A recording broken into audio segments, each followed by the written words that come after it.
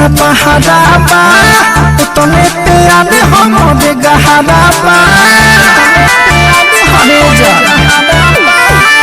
पे पड़ल जितना पहाड़ा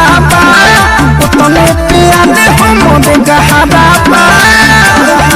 दुख दुनिया अपन भला भाग में होई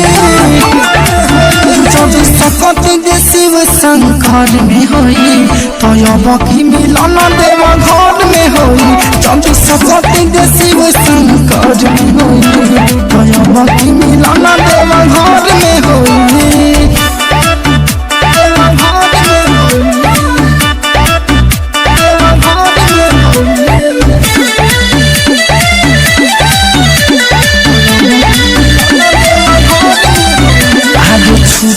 साथ जबले रही सांस हो सब ठीक हो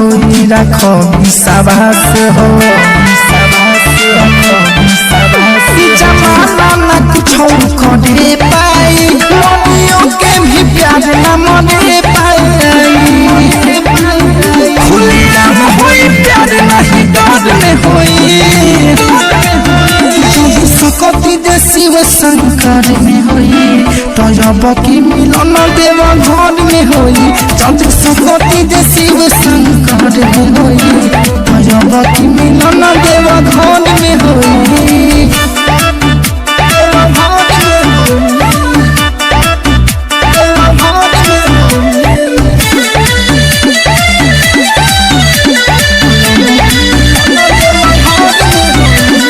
बाबा अपन साचा पीड़ित बा भइल हमेशा जान प्यार के जीत बा अरे सुनो ना बाबू साबिर के सपोर्ट हो और सयाने अपनी ही ना छूट हो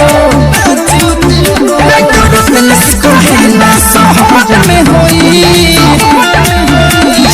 सकती दे शिव शंकर में होई तो अब की मिलन देव घर में होई जब सकती दे शिव शंकर में होई तो अब की